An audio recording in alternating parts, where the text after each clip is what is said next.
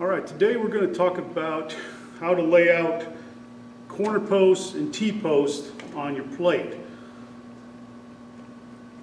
First thing we need to do to lay out our plates again is to get two boards of the same length. Make sure that they're flush on the end that you're going to hook. Then we're going to mark out a corner post first. Now, remember from the previous video I showed you how to do two types of corners, a California corner and a regular corner. I'm going to do the regular corner on this.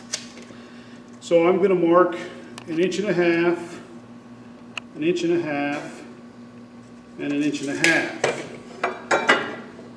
Take my speed square, mark full stud, and in between the two full studs I'm going to mark spacer. Okay, cut it. Next thing we're going to lay out is a T-post. A T-post is where one wall intersects another wall. So I'm just going to kind of guess and put one out here.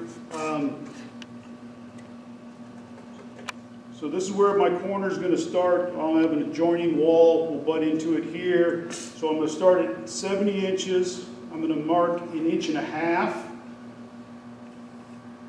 Then I'm going to mark 3.5. And then mark 1.5 inches. Take your speed square.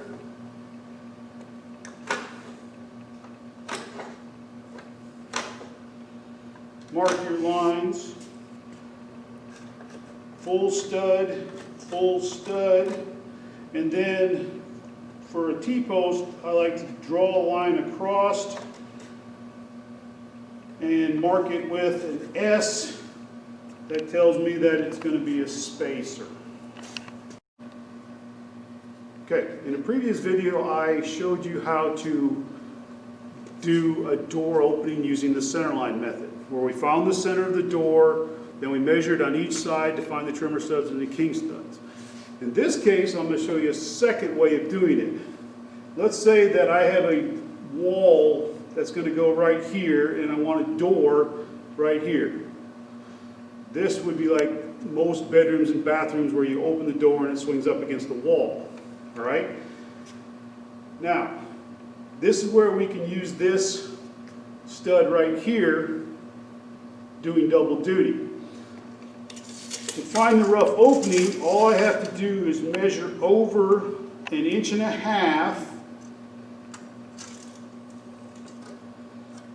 and mark this as a trimmer stud. Top will be a cripple stud. So this stud right here is part of my T-post, but now it becomes part of my jamb on my door. Then I measure over the opening of my door.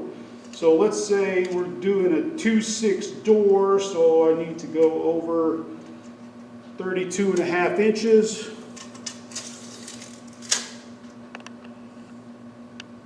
Measure 1.5 inches, 1.5 inches. I use my speed square to mark. Inside is trimmer cripple, outside is my king stud. Over here I just finished my line. Now I have my door opening butting up against the wall. The door will swing in. I have enough room here on the inside once I've got everything installed to install trim, so it works out perfectly. All right, now to finish this wall, since we have our corner post, we have our door opening, we have our T-post, the last thing we need to do is 16ths. So make sure that these stay flush, mark 16ths, red box, 3/4 inch on each side, 3/4 inch on each side.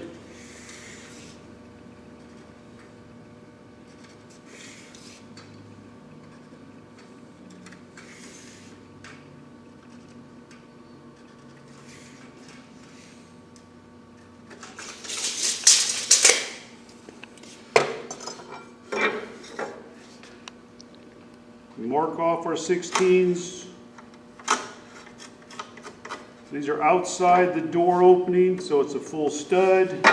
This one, you'll see, falls right next to our king stud. It's 1 3/4 inches, so really all I have to do is butt another stud up against the existing two.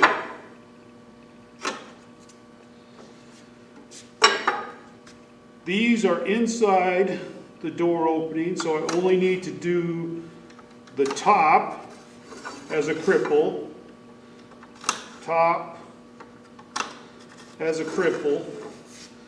So I have 1, 2, 3, 4 cripples needed for my door opening, and then I got these two on the outside. Full stud, and of course you have 1 full stud on the end. Okay?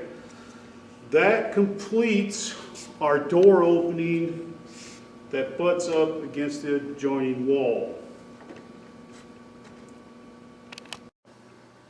All right, real quick, we're going to talk about how to nail a header together. You'll see here that I've got my 2 2x boards, and I have 3 small pieces of spacer. You can use pieces of spacer up to a header that's 5 feet long. After it's 5 feet long, then this piece has to be continuous. I also, if you remember from previous video, I cut the spacer a little bit smaller than my boards so that it doesn't stick out. So I just lay my spacers on the bottom board. I align the top board, make sure that it's flush on the end.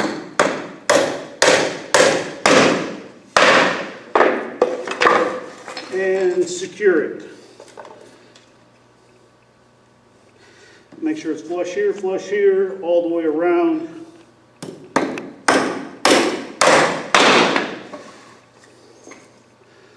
Put a few nails on this side.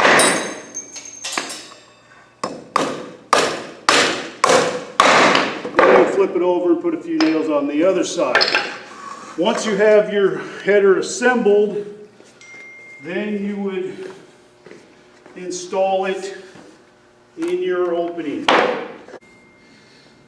This shows a header or a corner post with my 3 spacers evenly spaced in between, about 18 inches long.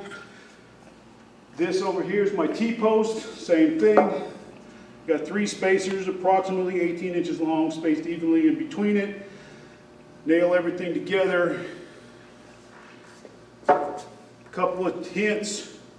When you're nailing on the ends, leave them back a little bit, so that allows the plates to butt up together, and if there's a twister or something in your board, it won't keep your walls apart. Same thing on this end. Nail your stud 1/8 of an inch back, so when I butt plates, the wall studs won't interfere with the plates button up tight. So that is what your wall section will be, minus my cripples. I didn't cut cripples to go in there. So this is what you want. All right, I went back and I've installed the cripples above my headers, and you can see that I put them on the marks where I marked cripples on my plates. Now, to mark these, I would pull from one of these studs to mark where these cripples would go. Then I would nail them from the header into the cripple. That will be less likely to split the cripple. Okay? Over here on the corner post, you can see where I've got my spacer installed. I got 3 spacers, each one approximately 18 inches long, divided evenly, top, bottom, center. Over here is the same thing with my T-post. I have 3 spacers that are spaced evenly, one at the top, one at the bottom, one approximately in the middle, about 18 inches long. So we will be covering in the future some more tricks for installing headers and T-posts and corner posts later on. So look for those videos in the future. Until then, thanks for coming by.